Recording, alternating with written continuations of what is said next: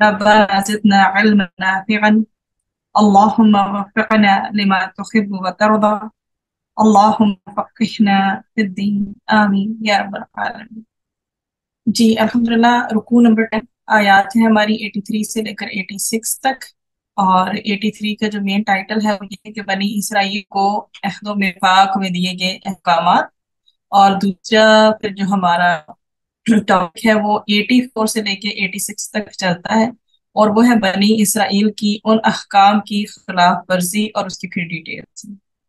तो आयत नंबर 83 में क्या चीजें हैं, बस बोल्ड पॉइंट्स देखते हैं कि बनी इसराइल को जो अहद और मिथाक, मिथाक का मतलब होता है पुख्ता वादा, और अहद आपको मतलब इजी वर्डिंग्स मिले तो वादे को कहते हैं, प्रॉमिस को कहते हैं। तो उस अहद व मीथाक में जो अहकामात दिए गए थे उनमें से कुछ चीजें यहाँ बयान की गई हैं। सबसे पहली बात थी कि अल्लाह सुब्हानहू व तआला के सिवा किसी की इबादत ना करना, मतलब शिरक नहीं करना है। माँ बाप और रिश्तेदारों, यतीमों, मोहताजों से क्या करना है, अच्छा सलूक करना है, अच्छा बिहेवियर अडॉप्ट करना है, उसने सलूक से पेश आना है सबके साथ, नमाज कायम करनी है, ज़कात अदा करनी है और दीगर अहकामात। अब बनी इसराइल की जो आदत ही क्या थी कि अल्लाह ताला के अहकाम से वो एराज बरतते थे, अपने वादों से फिर जाया करते थे। इसीलिए तो ये पुख्ता वादा अब इस आयत में जो हम पढ़ रहे हैं वो पुख्ता वादा लिया गया था और उसके अहकामात बयान किए जा रहे हैं। अऊज़ु बिल्लाहि मिनश शैतानिर रजीम। वइज़, आया नंबर 83, लफ्ज़ी तर्जुमा देखते हैं, उसके बाद इंशाल्लाह इसके मुश्किल अल्फाज और फिर जाएंगे इसकी तशरीह की तरफ। वइज़, और जब, अखज़ना, लिया हमने, मीसाका, पुख्ता अहद, बनी इसराइल, बनी इसराइल से, ला, नहीं, तअबुदूना, तुम इबादत करोगे, इल्ला, मगर, अल्लाह, अल्लाह सुब्हानहू व तआला की, मतलब किसी को शरीक नहीं बनाओगे। वबिल वालिदैनि इहसाना, और क्या करोगे, साथ वालिदैन के इहसान करोगे। वबिल कुर्बा, और साथ रिश्तेदारों के, वल यतामा, और यतीमों के, वल मसाकीन, और मिस्कीनों के साथ। वालिदैन के साथ एहसान करना है, रिश्तेदारों के साथ करना है, चाहे करीबी हो या दूर के हो, यतीम और मसाकीन सब के साथ क्या करना है, हुस्न सलूक करना है, अच्छा एहसान वाला रवैया अपनाना है।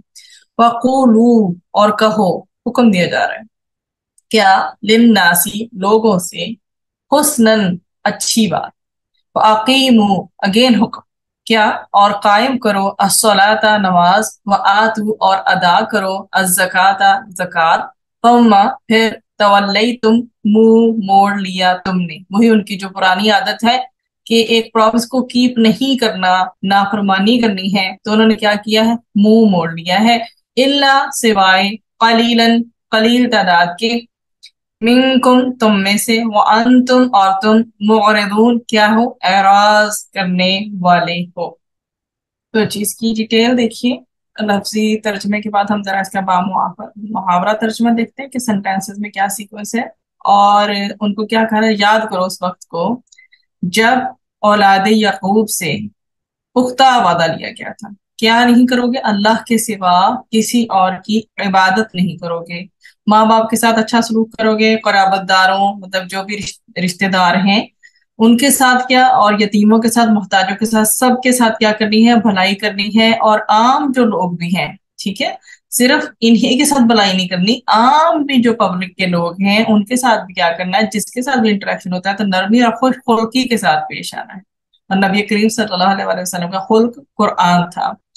नेकी की बात कहनी है, ठीक है, अमर बिल मारूफ व नही अनिल मुनकर, और नमाज जो है वो कायम करनी है। ये नहीं कहा गया कि पढ़नी है, ठीक है, कायम करने में कुछ शराइत, कुछ अरकान इंक्लूडेड होते हैं। तो नमाज क्या करनी है, कायम करनी है, और ज़कात देते रहना है। और ज़कात आपको पता है साहिब निसाब पर जितनी फिर निकालनी होती है वो उसे देनी ही होती है। ये उन सदकात में से आता है जो कि आपको देने होते हैं, ठीक है, नफली सदकात की उन सिचुएशंस में नहीं जाता जहां पे आपके पास ऑप्शंस होती हैं देना है या नहीं देना। फिर तुम में से चंद लोगों के सिवा सारे क्या हुए, इस अहद से, इस वादे से रूगर्दा हो गए, मतलब कि मुड़ गए। लाइक पीछे हम तवल्लई तुम पढ़ के आए हैं ना कि उन्होंने नहीं उस वादे को कीप किया, और तुम हक से गुरेज करने वाले हो। جی اس میں ہمارے پاس اگر سب سے پہلے نمبر پہ آ رہا ہے میثاق. میثاق میثاق ہے آپ کے سامنے پختہ عہد. واو تا اور قاف سے نکلا ہے پختہ عہد. ٹھیک ہو گیا. اور اس میں کیا ہوتا ہے؟ اقرار کر لینا، عہد کر لینا اور پکا وعدہ. پھر ہمارے پاس اس میں آتا ہے یتاما. اور یہ کیا ہے؟ مطلب یتیم بچے. اور یہ کس کی جمع ہے؟ یتیمن کی جمع ہے. اور یتیم اس بچے کو کہتے ہیں جس کا باپ اس کے بالغ ہونے سے پہلے مر جائے. مساکین جو ہوتے ہیں، مسکین جو ہے ان کو کہا جاتا ہے، مسکین جو ہے وہ واحد ہے اور مساکین اس کی جمع ہے. تو غریب محتاج جو لوگ ہوتے ہیں. اور ایک دوسرے اگر ورڈز میں دیکھا جائے تو مسکین وہ مفلس ہوتا ہے جو کہ صاحب زکوٰۃ نہیں ہوتا، اور خواہ وہ بیمار ہو یا تندرست ہو، یا پھر اپنی فیملی کا جو خرچ جو ہے وہ چلا نہ سکے. تو حسنن کا معنی جو اگر حسنہ ہے، ہاں اور ہا سین اور نون سے اس کا روٹ نکلا ہے، مطلب کہ اچھی بات کرنا یا عمدہ بات کرنا. اب پہلا پورشن دیکھیے، وَإِذْ أَخَذْنَا مِيثَاقَ بَنِي إِسْرَائِيلَ. تو یہ احکامات جو دیے گئے ہیں اس میں بیسیکلی یہ اصول دین میں سے ہیں، اور جن پر عمل کرنے کا حکم اللہ تعالیٰ نے ہر شریعت میں دیا ہے. پھر اس کو اگر دیکھا جائے تو دین میں ان کی حیثیت جو ہے نا وہ فاؤنڈیشن کی طرح کی ہوتی ہے، بنیاد کی طرح کی ہوتی ہے، اور جسے کسی صورت منسوخ کیا جا ہی نہیں سکتا، کسی اسکپ کیا جا سکے.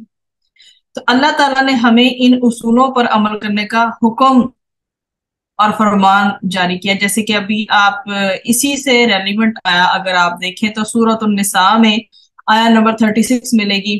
اس میں بھی کیا میسج ہے اللہ سبحانہ وتعالیٰ کا کہ اللہ تعالیٰ کی عبادت کرو، اس کے ساتھ کسی چیز کو شریک نہ بناؤ، والدین کے ساتھ کیا کرو؟ احسان کرو، رشتہ داروں اور یتیموں اور مسکینوں اور رشتہ داروں جو قریبی ہوں یا دور ہوں سب کے ساتھ، ایون ہمسایوں کے ساتھ، اور اجنبی جو ہمسائے ہیں جن کو کہ آپ پہلی دفعہ دیکھ رہے ہیں، اسٹرینجرز ہیں ایون، اور ایک وہ ہیں جو آپ کے ساتھ سفر کر رہے ہیں. ٹھیک ہے، مسافر ہیں آپ کے ساتھ سفر کرنے والے، یا آلریڈی جو ہمسایوں کو جانتے ہیں. ایک تو وہ ہو گئے، ایک وہ جو اجنبی ہمسائے ہوتے ہیں وہ ہو گئے، اور ایک وہ ہوتے ہیں جو وقتی طور پہ ہمارے ساتھ ہوتے ہیں، بینگ اے مسافر. تو ہمارے پہلو کے ساتھ ہی ہو گئے ایک طرح سے.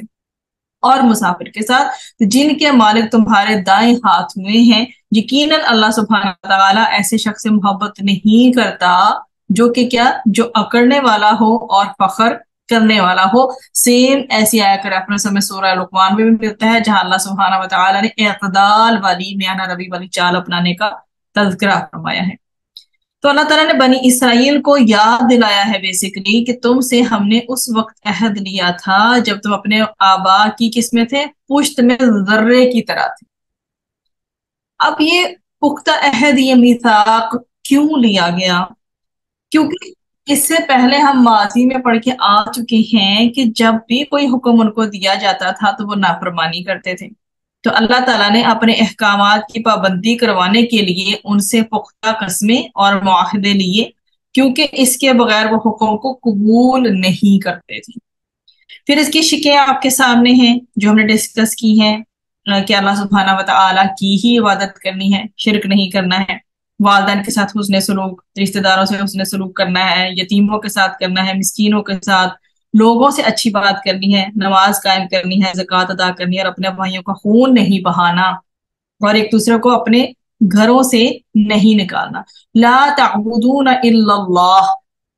دوسرا پورشن دیکھیے کہ نہ تم عبادت کرو گے مگر اللہ کی. تو اللہ تعالیٰ نے صرف اور صرف اپنی عبادت کا حکم دیا ہے، اس کے ساتھ کسی کو شریک ٹھہرانا بالکل منع ہے. اور یہ وہ پہلی بنیاد ہے دین کی جس کا ہمیں آرڈر دیا گیا ہے. اور اللہ تعالیٰ کے ہاں اس بنیاد کے بغیر کوئی عمل قبول نہیں ہوتا. یہ پہلا حکم اور پہلا واجب ہے انسانیت کے لیے، مسلم امہ کے لیے خاص طور پر، جو کہ اب اسلام قبول کر چکے ہیں، مسلمان ہیں، وہ کیا کریں؟ اللہ تعالیٰ کی معرفت، مطلب اللہ تعالیٰ کو جانیں اور اس کی توحید اور اس کی اطاعت کریں، اور کیا نہ کریں؟ شرک نہ کریں. تو یہ اللہ سبحانہ وتعالیٰ کا اپنے بندوں پر کیا ہے؟ حق ہے. تو کیا کریں؟ وہ اللہ کو وحدہ لا شریک مانے۔ تو یہ ہے انسان جو ہے اس کے اوپر جو ذمہ داری عائد کی گئی۔ اب اللہ سبحانہ و تعالیٰ کا پھر اس کے ریوارڈ میں کیا ہونا چاہیے کہ اللہ تعالیٰ کا بندوں پر پھر کیا حق ہے۔ تو اللہ اور اس کا رسول اس کے بارے میں پوچھا گیا تو سیدنا معاذ بن جبل رضی اللہ عنہ سے فرمایا تھا نبی کریم صلی اللہ علیہ وآلہ وسلم نے کہ جانتے ہو اللہ تعالیٰ کا بندوں پر کیا حق ہے؟ تو پھر وہ آگے سے بولے کہ اللہ اور اس کا رسول خوب جانتے ہیں۔ تو فرمایا اللہ تعالیٰ کا یہ حق ہے کہ بندے اس کی عبادت کریں، اس کے ساتھ کسی کو شریک نہ ٹھہرائیں۔ اور پھر فرمایا جانتے ہو کہ بندوں کا اللہ تعالیٰ پر کیا حق ہے؟ جب بندے اس کی توحید پر قائم ہو، شرک سے بیزار ہو، تو ان کا حق یہ ہے کہ اللہ تعالیٰ انہیں عذاب نہ دے۔ تو اللہ تعالیٰ ہمیں دنیا میں بھی اور آخرت میں کہیں پر کسی جو ہے عذاب میں مبتلا نہ کرے، کسی آزمائش میں مبتلا نہ کرے، ہمیشہ اپنے رحم و کرم کا سایہ ہمارے اوپر رکھے۔ پھر اگر آپ سورۃ النحل کا جو ہے آیت نمبر 36 کا اگر دیکھیں تو اس میں بھی یہی میسج مینشن کیا گیا ہے کہ ہم نے ہر امت میں ایک رسول بھیجا ہے، اور وہ پھر کیا آگے سے پریچ کرتے ہیں آگے کہ اللہ تعالیٰ کی عبادت کرو اور طاغوت سے بچو۔ تو اسی وجہ سے اللہ سبحانہ و تعالیٰ نے ہر امت میں جو رسول بھی بھیجا تو اسے اپنی توحید سکھانے کا حکم دیا، اور یہ کہ وہ بندوں کو اس کی عبادت کرنے کا حکم دیں۔ اسی طرح سے اگر سورۃ الانبیاء 25 دیکھیں تو وہاں پر بھی یہ میسج ہے کہ ہم نے تم سے پہلے کوئی رسول نہیں بھیجا مگر ہم اسی کی طرف وحی کرتے رہے۔ ٹھیک ہے کہ ہم نے تم سے پہلے کوئی رسول نہیں بھیجا مگر ہم اس کی طرف وحی کرتے رہے کہ یقیناً میرے سوا کوئی معبود نہیں، اور پھر تم میری ہی عبادت کرو۔ تو اللہ تعالیٰ کا سب سے بڑا حق یہی ہے کہ صرف اسی کی عبادت کی جائے اور اس کی عبادت میں کسی کو شریک نہ ٹھہرایا جائے۔ یہ یہاں تک ہی ہماری ہو گئی جی تشریح۔ پھر آگے ہے وَبِالْوَالِدَيْنِ إِحْسَانًا۔ اللہ تعالیٰ کے حق کے بعد سب سے بڑا حق والدین کا ہے، اسی لیے اللہ سبحانہ و تعالیٰ نے والدین کے ساتھ حسن سلوک کا حکم دیا ہے۔ اور سورہ لقمان کی آیت نمبر 14 میں یا 14 میں فرمایا ہے کہ ہم نے انسان کو اس کے والدین کے بارے میں وصیت کی، اس کی ماں نے دکھ پر دکھ اٹھا کر اسے اٹھایا، اور اس کا دودھ چھڑانا 2 سال میں ہے کہ میرا شکر ادا کرو، اور والدین کا بھی اور میری طرف ہی لوٹ کر آنا ہے۔ وَوَصَّيْنَا الْإِنسَانَ بِوَالِدَيْهِ حَمَلَتْهُ أُمُّهُ وَهْنًا عَلَى وَهْنٍ وَفِصَالُهُ فِي عَامَيْنِ أَنِ اشْكُرْ لِي وَلِوَالِدَيْكَ إِلَيَّ الْمَصِيرُ۔ تو یہ ہمیں آیا یہی میسج دے رہی ہے کہ ہمیں شرک کے بعد جو دوسری چیز ہے اہم ترین ہمارے لیے وہ یہی ہے کہ ہم نے والدین کے ساتھ ہر حال میں، چاہے ہمارا قول ہو یا فعل ہو، ہم نے ان کے ساتھ حسن سلوک کرنا ہے۔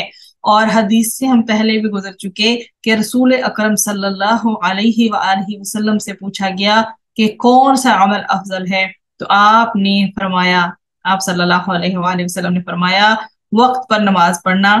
پھر پوچھا گیا پھر کون سا؟ آپ صلی اللہ علیہ وآلہ وسلم نے فرمایا والدین کے ساتھ حسن سلوک میں قولی اور فعلی ہر رویہ جو ہے نا اچھا اڈاپٹ کرنا، کیا کرنا؟ فرما برداری کرنا۔ پھر مزید پوچھا گیا تو پھر آپ صلی اللہ علیہ وسلم نے فرمایا کہ اللہ تعالیٰ کی راہ میں جہاد کرنا۔ تو 3 پوائنٹس ہمارے پاس آئے جو کہ نبی کریم صلی اللہ علیہ وسلم کی حدیث سے نکلتے ہیں۔ پہلا یہ ہے کہ وقت پر نماز پڑھنا، دوسرا یہ ہے کہ والدین کے ساتھ فرما برداری کرنا، اور تیسرا یہ ہے کہ اللہ تعالیٰ کی راہ میں جہاد کرنا۔ دیکھیں جہاد کا کس قدر اجر اور ثواب ہے، لیکن اول وقت کی نماز کو افضل عمل کہا گیا ہے، ٹھیک ہے۔ اور پھر دوسرے نمبر پہ آ گئی ہے والدین کی فرما برداری، اور اس میں بھی کہ صرف ایک کنڈیشن ہے کہ اگر وہ شرک پر مجبور کرتے ہیں تو ان کی یہ بات نہیں ماننی، ادر دین دیٹ ان کی ہر طریقے سے ان کے ساتھ احسان کا خوبصورت رویہ ان کے ساتھ اختیار کرنا ہے، اور پھر اس کے بعد آ کر آتا ہے جہاد، ٹھیک ہے۔ تو یہ جو ہے یہ ہمارے دین کی خوبصورتی ہے کہ جو رشتے ہیں اس کو کس قدر اللہ سبحانہ و تعالیٰ نے سپورٹ کیا ہے۔ اب ہم اپنے طور پر ان رشتوں کو وہ مقام دیں نہ دے زندگی میں یہ اور بات ہے، لیکن رب تعالیٰ کی ذات نے हर रिश्ते को बहुत ही खूबसूरत मुकाम दिए। और अल्लाह सुब्हानहू व तआला हमें तौफीक दे कि हम इनकी केयर करने वाले बने। जैसा रब हमसे चाहता है हम उसकी मखलूक के साथ बिहेवियर अडॉप्ट करें, अल्लाह ताला वो खूबसूरत बिहेवियर, वो रवैया हमें अडॉप्ट करने की तौफीक अता फरमा दे। अब जहां तक बात है हुस्न सलूक की, तो मैंने पहले भी जिक्र किया, कॉल और फेल, आपकी बात और आपका एक्शन दोनों उसमें आ जाते हैं। फिर जाकर कॉल प्लस फेल, वो भी अच्छा कॉल और अच्छा फेल इज इक्वल टू क्या? हुस्न सलूक। तो वालिदैन के साथ हुस्न सलूक जो है वो फर्ज है, ऐसे नहीं समझे कि वो बहुत जो है वो बस लाइक इसमें आ गया कि बस कह दिया गया, नहीं, इतनी सी बात नहीं है, ये फर्ज है औलाद के ऊपर कि वो वालिदैन के साथ क्या करे? हुस्न सलूक करे। और हुस्न सलूक जब नहीं होता तो उसकी आपस में जो ऑपोजिट चीजें बन जाती हैं, तो वो क्या क्या होती हैं? बुरा सलूक करना। और बुरा सलूक उनके साथ बहुत बड़ा जुर्म है। और अदम एहसान, अगर ऑपोजिट्स पे जाकर देखें, एक है अच्छा सलूक, दूसरा है बुरा सलूक। अगर उसकी जिद को आप देखें तो एक तरफ अगर जो है वो एहसान करना है जो हमें कहा गया है, तो जो नहीं करेगा तो वो क्या कर रहा होगा? वो आदम एहसान कर रहा होगा, यानी कि वो हुस्न सलूक नहीं कर रहा होगा।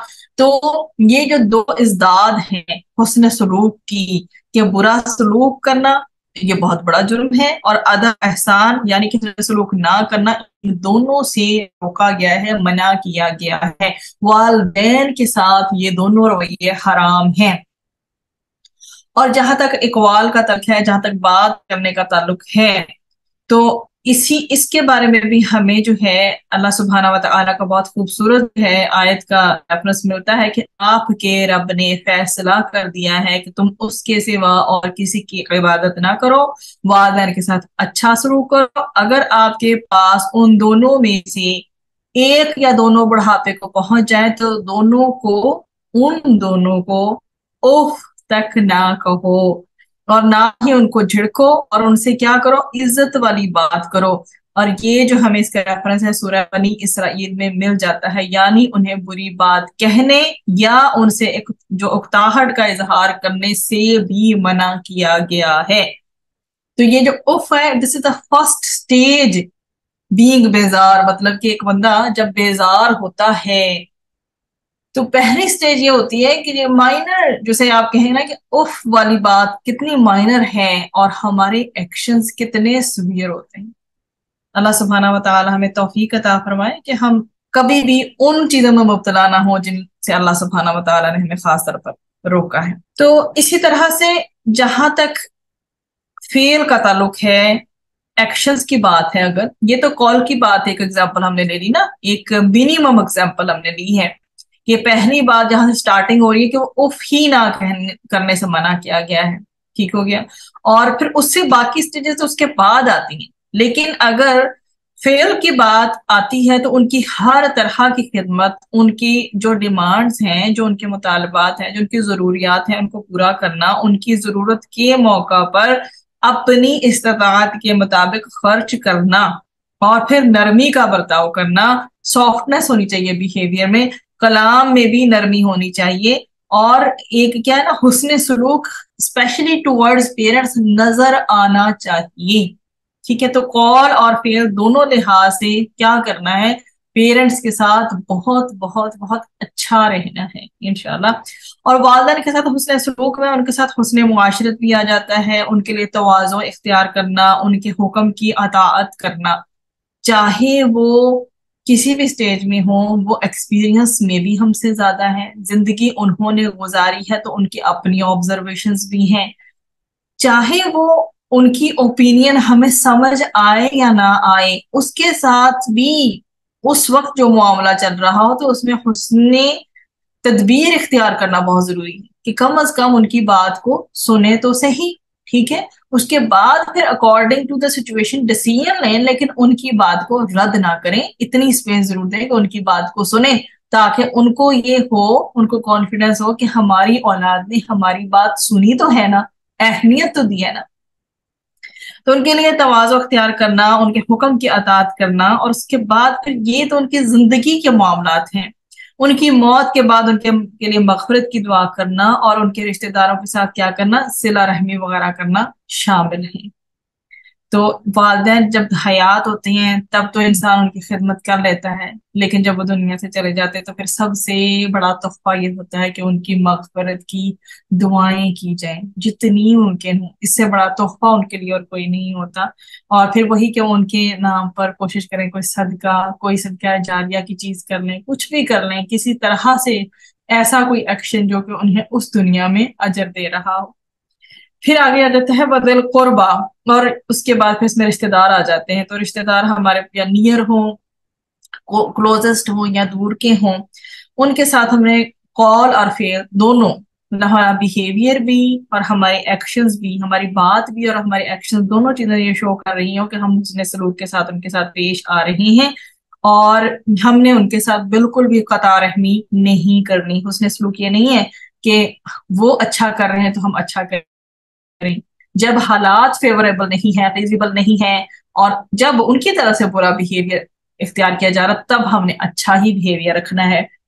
اس کے بعد پھر اسی چیز میں یہ دیکھیں کہ انسان کا انسان سے جب واسطہ پڑتا ہے تو انصاف اور خیر خواہی جو ہے نا اس کو لے کر چلنا چاہیے۔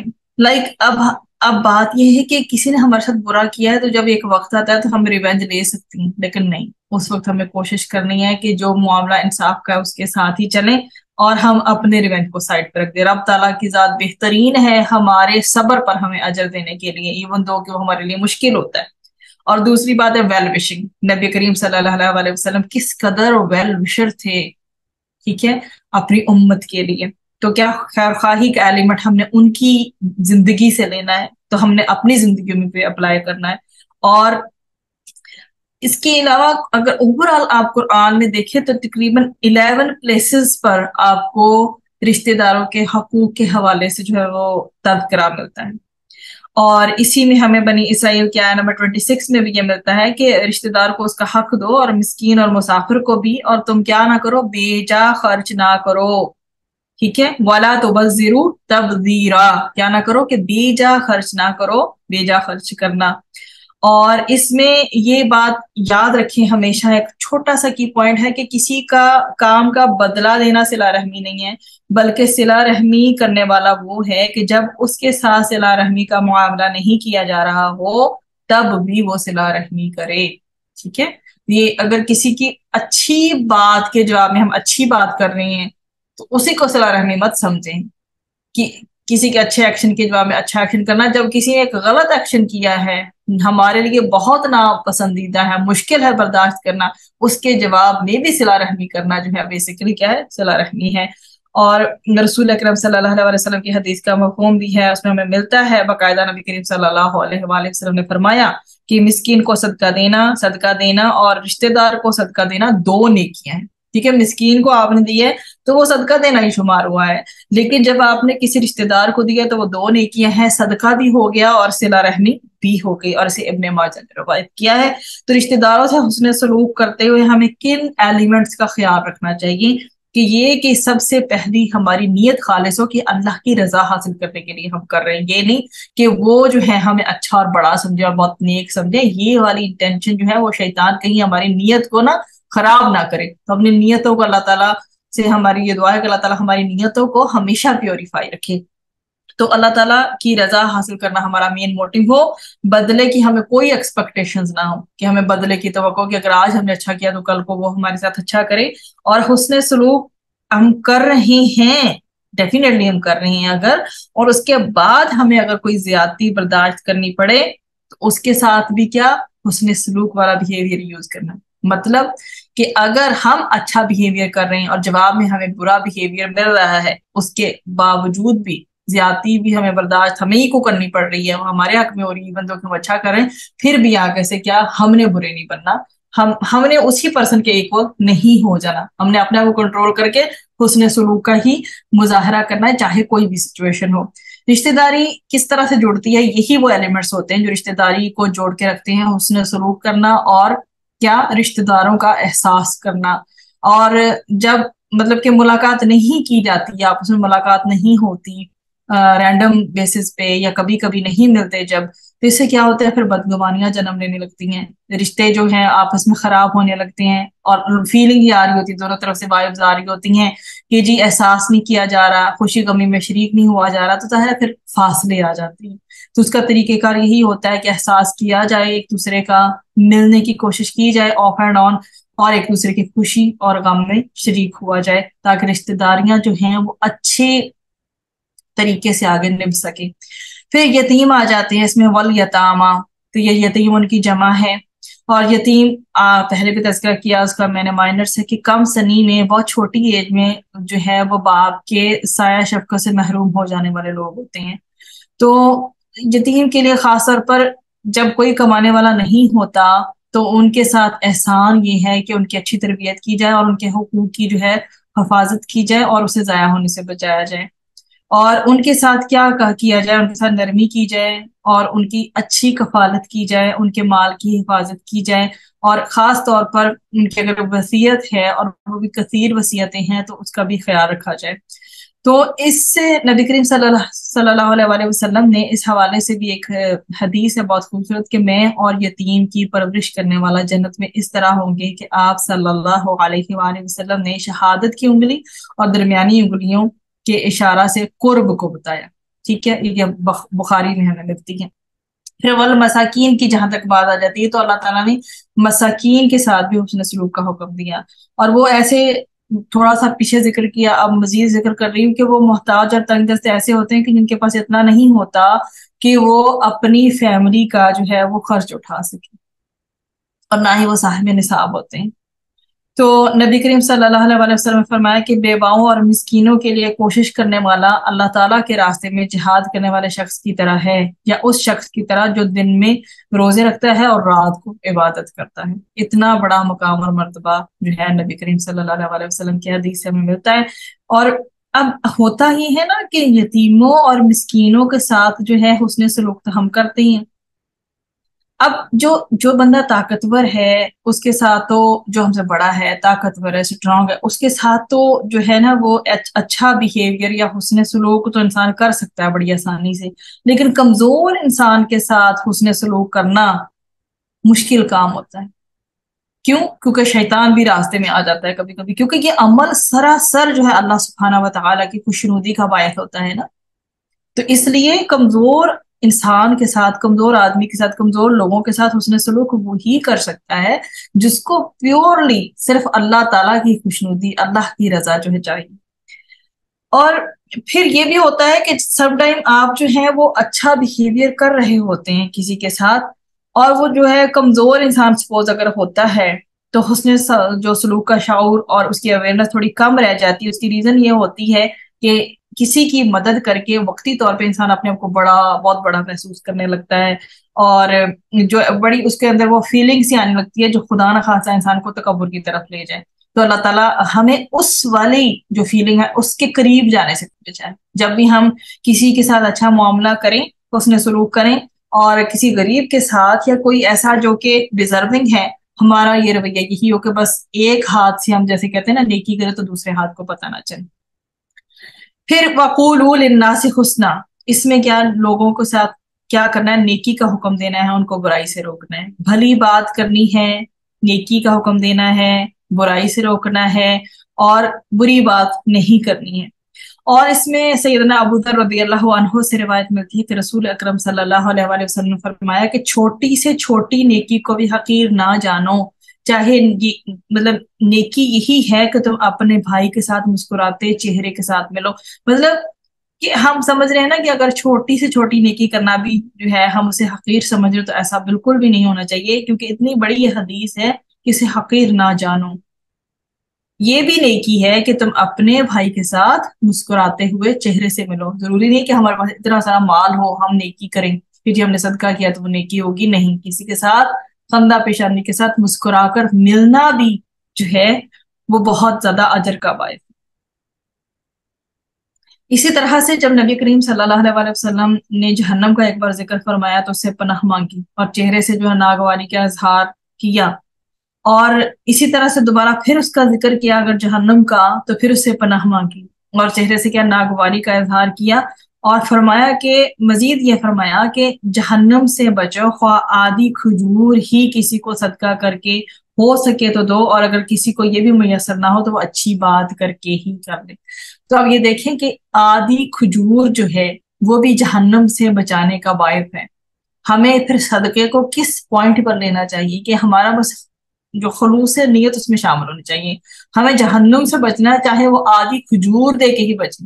یہ بھی نہیں کہا گیا پوری کھجور ہو، 5 ہو، 10 کھجوریں ہیں، نہیں، آدھی کھجور دے کے بھی بچیں۔ اور اگر یہ بھی کسی کے پاس پاسبل نہیں ہے، اتنا بھی نہیں ہے کہ وہ اتنا صدقہ کر سکے جسے ہم اتنا کہہ رہے ہیں، لیکن اللہ کے نزدیک نہ جانے وہ کتنا زیادہ ہوگا، تو اس کو کیا چاہیے کہ وہ کم از کم اچھی بات ہی کرے۔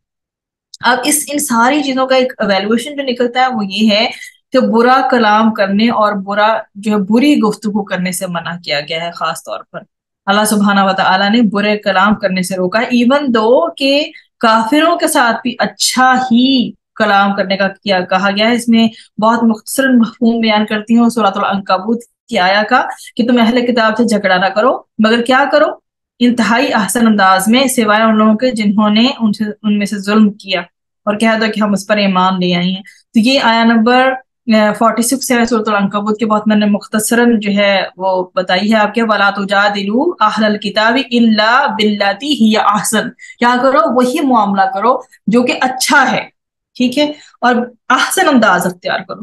تو یہ جو انسانی آداب ہیں، یہ جو مینرز ہیں جن کی تعلیم ہمیں دی جا رہی ہے، اللہ سبحانہ و تعالیٰ دے رہی ہیں، اس کا جو ایک خلاصہ نکلتا ہے وہ یہی ہے کہ جو بھی ہمارے اقوال ہیں یا افعال ہیں، چاہے ہمارے ایکشنز ہیں یا ہمارا بولنا ہے، ان سب چیزوں میں ہمیں پاکیزہ رہنا ہے۔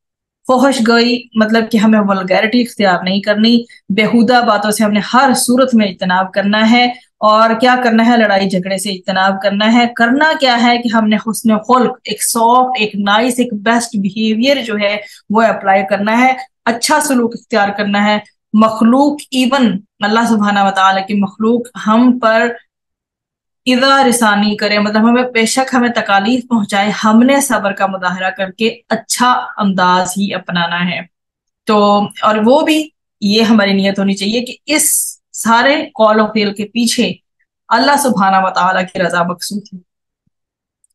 اچھا، اب یہ جو اس کے ایلیمنٹس ہیں حسن سلوک کے، وہ کیا ہیں، چاہے وہ قول ہو یا فعل ہے، مطلب ٹالرنس لیول ہائی رکھیں، اپنا ٹیمپرامنٹ لوز نہ ہونے دیں، بردباری اختیار کریں، پھر کیا کرنا ہے، درگزر کرنا ہے، ٹھیک ہے۔ اور درگزر یہی ہے کہ جب ایک معاملہ ایسا ہو رہا ہے کہ جو نہیں ہے بالکل بھی پسند آ رہا، تو اس میں کیا کرنا ہے، درگزر کرنا ہے، معاف کرنا ہے، ٹھیک ہے، اپولوجائز ہمیں کر لینا ہے، یا بڑی اچھی بات ہے اگر دوسرا بندہ ہمارے پاس ساتھ اپولوجائز کر لے تو پھر تو بہت ہی اچھی بات ہو جائے گی۔ اس میں حدیث کا مفہوم بھی ملتا ہے کہ ایک مسلمان تو وہ ہے بیسیکلی جس کے زبان اور ہاتھ سے دوسرے مسلمانوں سے محفوظ رہیں۔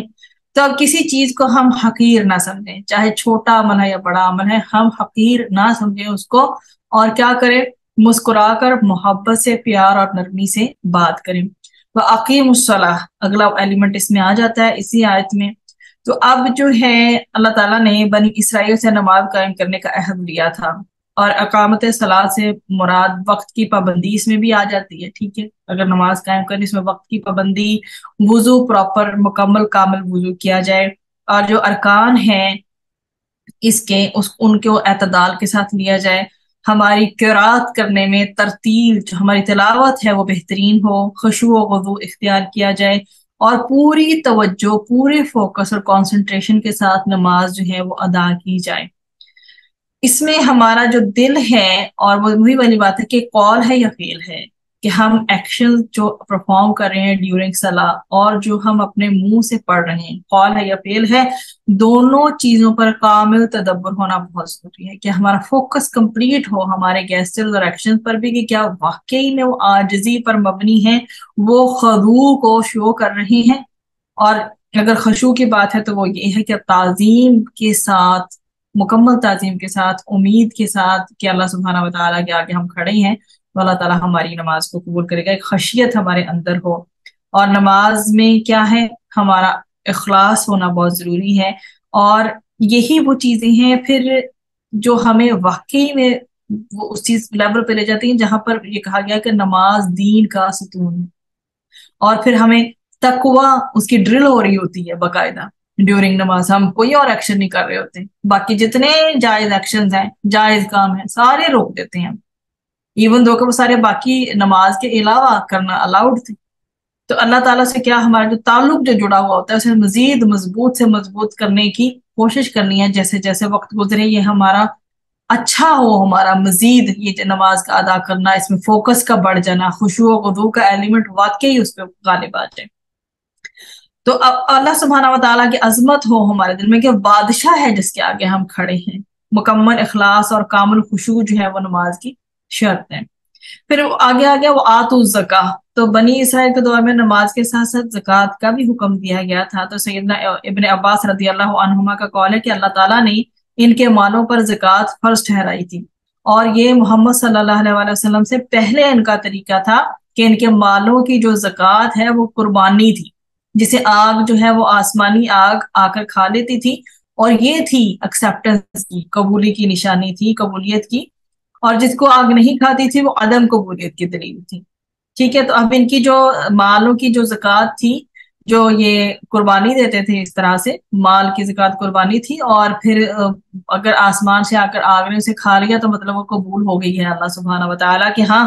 لیکن اگر کسی قربانی کو آگ نہیں کھاتی تھی تو وہ اس چیز کی دلیل ہوا کرتی تھی کہ یہ قبول نہیں ہوئی. ثم تولیتم الا قلیلا منکم وانتم معرضون. اب اللہ تعالیٰ کے اس پاورفل پرومس کو لینے کے بعد ہونا بیسکلی کیا چاہیے تھا کہ یہ انہیں اللہ کا احسان سمجھ کر قبول کرتے ہیں کہ ان باتوں کا حکم دے کر اس نے اپنا فضل کیا ان پر.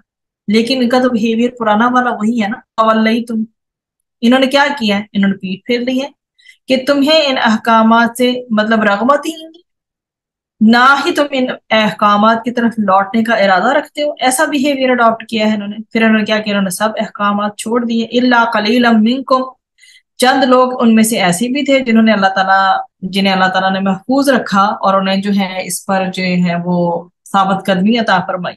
وانتم معرضون، اور تم منہ موڑنے والے تھے. تو بنی اسرائیل نے یہ جو ہے انٹینشنلی جو ہے اعراض کیا تھا، حالانکہ وہ جانتے تھے اور انہیں سب یاد تھا کہ اللہ تعالیٰ نے یہ جو ہے ان سے پختہ وعدہ لیا ہے. اب جو شریعت کے احکامات ہیں جو اتنی ڈیٹیل سے ہم اس آیت میں پڑھ کر آئے ہیں، وہ بیسیکلی کیوں ہوتے ہیں اور لوگ نظر انداز ان کو کیوں کرتے ہیں؟ اب یہ جو احکامات ہیں یہ بیسیکلی جہالت کی زندگی کو چھوڑنے کے لیے ہوتے ہیں. ٹھیک ہے، اور انسان کی خواہشات نفس سے ٹکراتے ہیں. اللہ تعالیٰ چاہتا ہے کہ انسان جہالت سے باہر نکلے، لیکن جو انسان کی ڈیزائرز ہیں، اس کی خواہشیں ہیں، اس سے ٹکراتے ہیں. اور ہوتا پھر یہ ہے کہ اگر تو انسان ان کی جو ہے کرے، فرما برداری کرے اللہ تعالیٰ کی ان تمام احکامات میں جو پختہ طریقے سے لیے گئے ہیں، تو اسے واقعی میں وہ ایک سچا پکا مومن بنا دیتے ہیں. جتنے بھی یہ فیکٹرز ہیں سارے، یہ بیسیکلی میں نے آپ کو شروع میں بتایا کہ یہ دین کی اساس ہے، دین کی بنیاد ہے. تو ڈیفینیٹلی جو ان کو فالو کرے گا وہ کسی بھی لحاظ سے کیا ایسا ہے جو کہ ایک بہترین انسان نہیں ہے. اور لیکن جب انسان کی خواہشات ٹکراتی ہیں آ کر تو کچھ کو وہ لیتا ہے، کچھ کو وہ نہیں لیتا. یہ بہیویئر غلط ہے. انسان کو یہ کوشش کرنی چاہیے کہ وہ کیا کرے کہ اللہ تعالیٰ نے جو دیا ہے اس کو وہ پورا کا پورا اس کو مانے، اور پورا کا پورا کیا ہے وہ اس میں شامل ہو جائے، دین اسلام میں شامل ہو جائے. اب ان ساری چیزوں کا یہ ایک لبِ لباب یہ نکلتا ہے کہ ان سارے احکامات کی جو بھی ماں باپ کے ساتھ حسن سلوک ہے، اللہ سبحانہ و تعالیٰ کو ایک رب ماننا ہے، ٹھیک ہے، اور باقی سب لوگوں کے ساتھ حسن سلوک جو اس میں بتایا گیا، اور عمدہ بات کرنے کی بات کی گئی، اچھے مشورے کی بات بھی اسی میں آ جاتی ہے. یہ ساری چیزیں ان دی اینڈ کیا ہیں؟ یہ فحش اور برے کاموں سے انسان کو روکتی ہیں، انسان کو مجبور کرتی ہیں کہ وہ نرمی والا اور اچھے اخلاق کا بہیویئر اڈاپٹ کرے. کیا کرے کہ اچھا رہے، نرم رہے، لیکن کیا نہ کرے کہ ترش روئی نہ کرے، مطلب کہ وہ تلخ جو کلامی ہوتی ہے اس سے بچے. تو رسول اکرم صلی اللہ علیہ وسلم نے ارشاد فرمایا کہ اچھی چیز کو حقیر نہ سمجھو، اگر کچھ نہ ہو سکے تو اپنے بھائی سے ہنستے ہوئے چہرے کے ساتھ ہی ملاقات کرو. ٹھیک ہے، تو یہ جو ہم پڑھ کے آئے ہیں اس حدیث کو، اس کا مقصد یہ کیا ہے؟ یہ ہمیں یہی بتا رہی ہے کہ کوئی چھوٹے سے چھوٹے لیول کی چیز ہے، ہمیں لگ رہی ہے چھوٹی ہے کہ ہم ہنس کے کسی سے مل رہے ہیں، مسکرا کے مل رہے ہیں، لیکن اللہ سبحانہ و تعالیٰ کے ہاں یہ بہت بڑی ہے۔ پھر نماز کو قائم کرنے کی بات آ گئی، سجدے کی بات آ گئی، دعاؤں کی بات آ گئی، اور پھر اسی طرح سے مصیبت، اگر خدا نہ خاصا ان سارے فیکٹرز میں جب آپ اچھا بہیویئر کر رہے ہیں، اگلا بندہ اچھا نہیں ہے، تو ایک عجیب سا ماحول پیدا ہو جاتا ہے۔ ایسی سچویشن میں بھی کیا کریں؟ اللہ سے یہ التجا کریں۔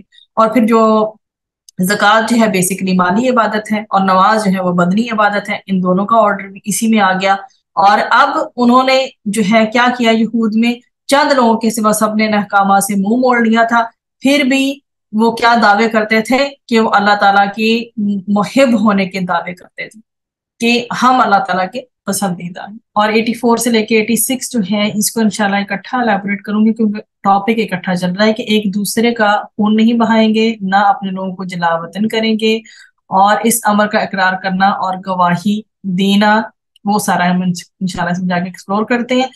آیا نمبر 84، بنی اسرائیل کی ان احکامات کی خلاف ورزی کی تفصیل جو ہے ڈیٹیلز شروع ہونے لگی ہیں۔ وَإِذْ، اور جب، اخذنا، لیا ہم نے، میثاقکم، پختہ عہد تم سے، لا تسفکون، نہ تم بہاؤ گے، دماءکم، خون اپنے۔ اچھا، یہ جو تسفکون ہے، یہ ایسا لفظ ہے جس کے ساتھ آگے آپ کو دماءکم مطلب خون سے ریلیٹڈ چیز ملے گی، ٹھیک ہے؟ تو یہ خون بہانے کے سینس میں آتا ہے، نہ تم بہاؤ گے خون اپنے، ولا، اور نہ، تخرجون، تم نکالو گے، انفسکم، نفس مطلب اپنے نفسوں کو، من دیارکم، اپنے گھروں سے، ثم، پھر، اقررتم، اقرار کیا تم نے، وانتم، اور تم، تشہدون، تم گواہی دیتے ہو۔ تسفکون، سین، فا، کاف، جیسے ہم اردو میں بھی کہتے ہیں نا سفاک ہے، بہت سفاک انسان ہے وہ، اس طرح سے، ٹھیک ہے؟ تو تم خون بہاتے ہو مطلب تم خون ریزی کرتے ہو، ٹھیک ہو گیا؟ اور دماءکم، دال، میم اور واؤ اس کا روٹ ہے، تمہارے خون، ٹھیک ہے؟ یہاں پر خون اپنے یا تمہارے خون، تمہارے لہو، اور یہ چونکہ جمع یہاں پہ آئی ہے تو اس کا جو واحد ہے وہ دمن ہوتا ہے۔ اب اس میں بورڈ پوائنٹس میں اگر آپ دیکھیں تو کیا کہا جا رہا ہے کہ آپس میں خون ریزی نہ کرنا، خون مت بہانا، اور دوسری بات مین کی گئی ہے کیا کہ اپنی قوم کے لوگوں کو کیا نہ کرنا، جلا وطن نہ کرنا، مطلب ان کو اپنے جو ہے ان کے گھروں سے مت نکالنا۔ اور جب ہم نے تم سے پختہ عہد لیا تھا کہ تم اپنوں کا خون نہ بہاؤ گے اور نہ اپنے آپ کو گھروں سے نکالو گے، پھر تم نے کیا اقرار کیا اور تم خود اس پر گواہی دیتے ہو۔ تو اذ اخذنا میثاقکم، اب اس آیت میں جو بات بیان کی جا رہی ہے وہ اس طرح سے ہے کہ یہودیوں سے خطاب ہے۔ رسول اکرم صلی اللہ علیہ وآلہ وسلم کے ٹائم پیریڈ میں جو ہے مدینہ میں یہ جو تھے نا ان کے بارے میں بات کی جا رہی ہے کہ کس طرح سے وہ لوگ آپس میں بٹے ہوئے تھے نا، ان کے اندر کیسے تعصب تھا۔ تو مدینہ کے جو انصار ہیں ان کے دو بڑے قبائل تھے، اوس اور خزرج، اور رسول اکرم صلی اللہ علیہ وآلہ وسلم کے آنے سے پہلے وہ لوگ مشرک تھے، اور دہرے جاہلیت جو کہ نبی کریم صلی اللہ علیہ وسلم کے آنے سے پہلے کا ٹائم پیریڈ تھا، تو اس میں ان کے درمیان کیا رہتا تھا، فائٹس رہتی تھی، جنگ و جدل جو ہے وہ ہوتا رہتا تھا۔ اب یہودیوں کے جو 3 قبائل ہیں وہ ان کا ذکر آگے آ رہا ہے۔ پچھلے ہم جو 2 قبائل پڑھے ہیں ابھی میں نے جن کا ذکر کیا وہ ہے مدینہ کی، ٹھیک ہے؟ مدینہ کے انصار کے 2 بڑے قبیلے ہیں جن کی بات کی ہے، اوس اور خزرج۔ اب جن قبیلوں کی بات ہم کر رہے ہیں وہ ہیں یہودیوں کے 3 قبیلے، بنو نذیر اور بنو قریظہ اور بنو قینقاع، یہ مدینہ میں آ کر آباد ہو گئے تھے، اور انہوں نے ان میں سے جو بھی قبیلہ، ہر قبیلے کے ساتھ انہوں نے ایک وہ جیسے ہوتا ہے نا ڈیفینس کا، دفاعی جو ہے معاہدہ کر رکھا تھا۔ جب کبھی بھی اوس اور خزرج کے درمیان جنگ ہوتی تو ہر قبیلہ کا حلیف جو ہوتا تھا نا، جو اس کی فیور کر رہا ہوتا تھا، یہودی قبیلہ اپنے دوستوں کا ساتھ دیا کرتا تھا، اور اپنے جو بھی حلیف انصاری قبیلے کے ساتھ مل کر اس کے انصاری قبیلے کے خلاف اس کی مدد کرتا۔ جس کی مدد سے ہوتا کیا تھا کہ دوسرا یہودی جو قبیلہ ہے وہ بھی کر رہا ہوتا تھا۔ اس طرح سے یہودی قبیلے ایک دوسرے کو کیا کرتے تھے؟ قتل کرتے تھے، ٹھیک ہے، جلا وطن بھی کرتے تھے، ایک دوسرے کا کیا کرتے تھے؟ مال لوٹ لیتے تھے۔ پھر جب جنگ بند ہوتی تو جنگ کے فریقین جو ہوتے ہیں نا، آپس میں جو دو جنگ کرنے والے ہوتے ہیں، ایک دوسرے کے قیدیوں کو، مطلب جو قیدی بن کے اب ان کے پاس آئی ہیں نا، قیدیوں کو کیا کرتے تھے؟ یہ فدیہ دے کر چھوڑتے تھے، اور یہ سمجھتے تھے کہ اللہ تعالیٰ کے حکم کی تعمیر کر کے یہ جو نا قیدی چھڑوا رہے ہیں۔ تو اللہ تعالیٰ نے یہود مدینہ کو یہ میثاق یاد دلایا ہے کہ لا تسفکون دماءکم ولا تخرجون انفسکم من دیارکم، کہ تمہیں کیا کہا گیا تھا کہ تم بنی اسرائیل، مطلب کہ تم لوگوں کو یہ عہد دیا گیا تھا، تم لوگوں سے بات کی گئی تھی، تمہیں پکا پختہ وعدہ جو کیا گیا تھا تم لوگوں کے ساتھ وہ یہ تھا کہ تم ایک دوسرے کا خون نہیں بہاؤ گے، اور کیا نہیں کرو گے؟ اپنے لوگوں کو گھروں سے نہیں نکالو گے۔ ثم اقررتم وانتم تشہدون، تم نے اس کا اقرار کیا اور تم اس کے گواہ بنے۔ تو ہر جو معاہدے میں دو فریق ہوتے ہیں، ایک فریق اگر معاہدہ کر لیتا ہے تو دوسرا بھی معاہدہ اس کے ساتھ کرتا ہے، اور پھر دونوں نے کیا ہوتا ہے؟ قول و قرار پر رہنا ہوتا ہے وٹنس کے ساتھ۔ تو جب اللہ رب العزت نے بنی اسرائیل سے عہد لیا تو انہوں نے اس کا اقرار کیا اور اس پر جو ہے وہ گواہ بنے۔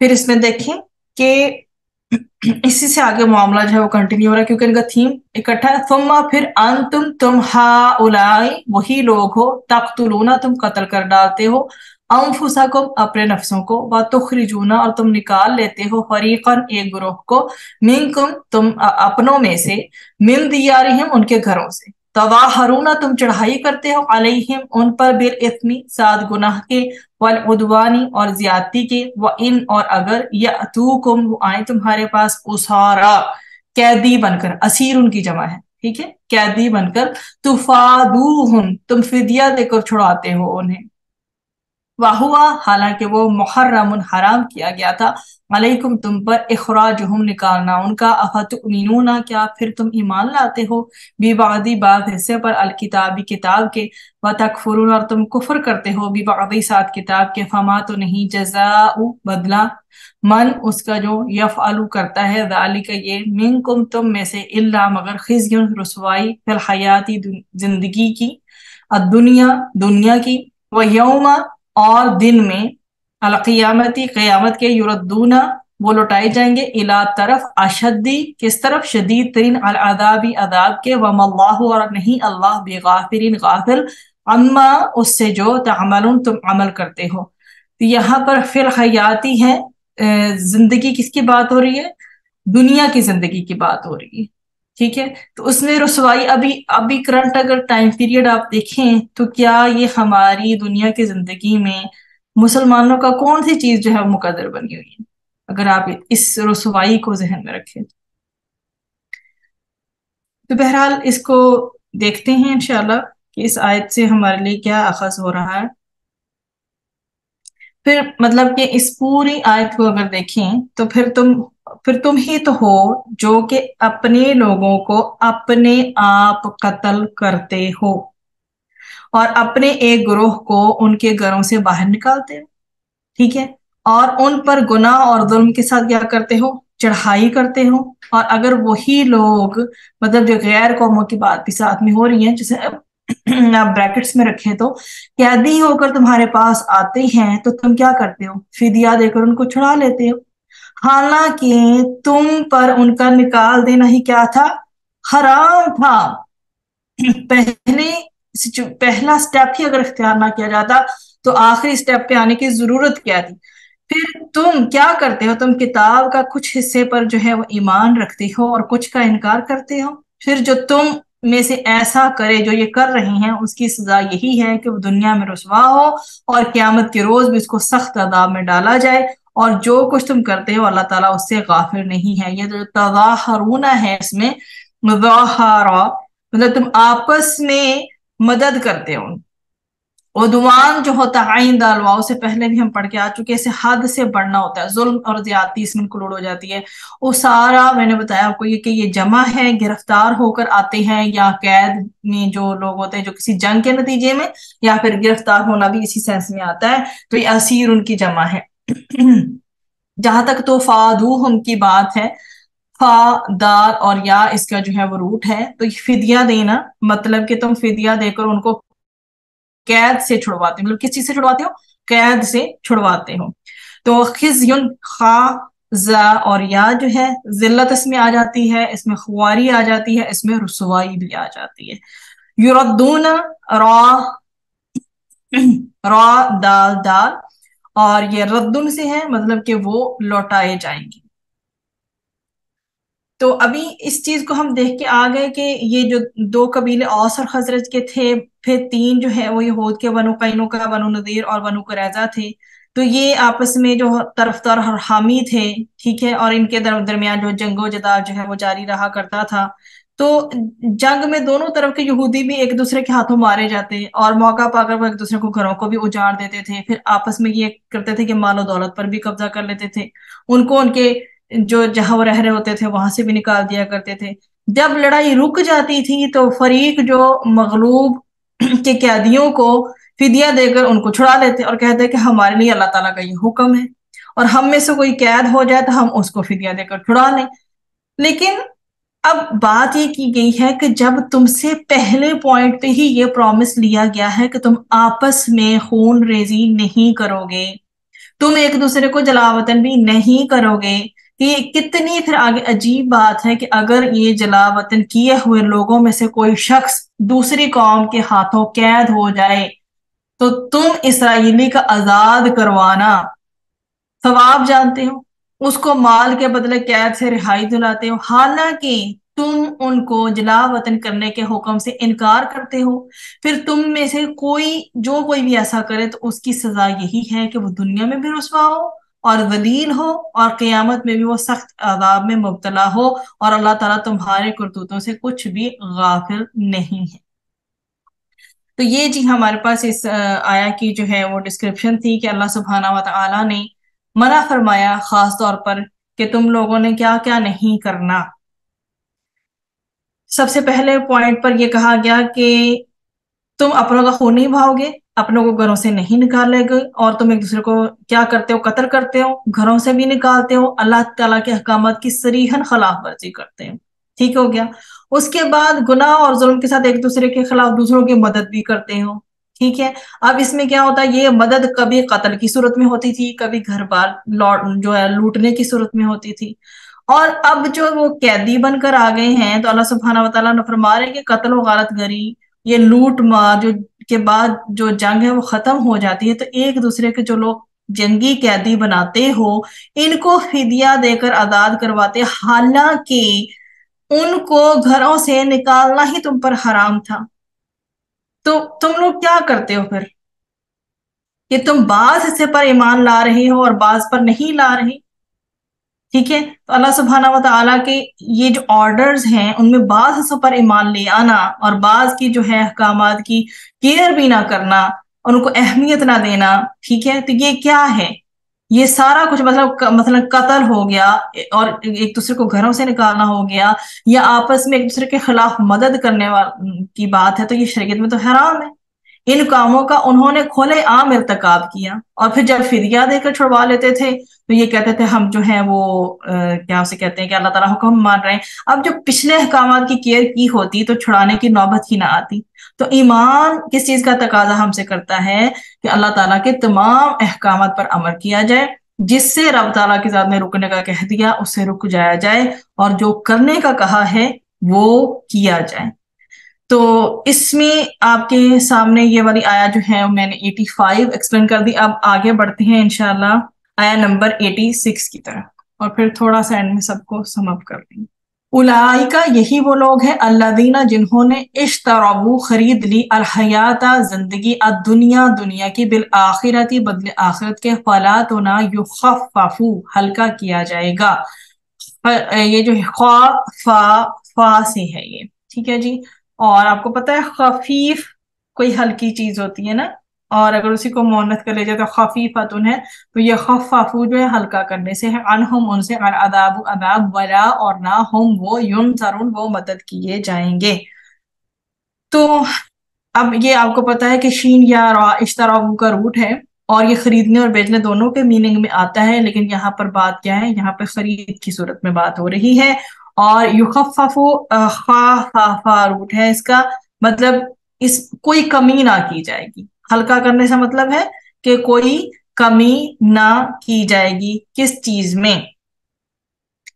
اب یہ جو یہاں پر آیت ہے ان کی بات کی جا رہی ہے کہ یہ وہی لوگ ہیں جن کو قیامت کی ذرا پرواہ نہیں ہے، اور انہوں نے آخرت کے عیش و آرام کے بدلے کیا کیا ہے، دنیا کے حصول کو مقدم جانا ہے۔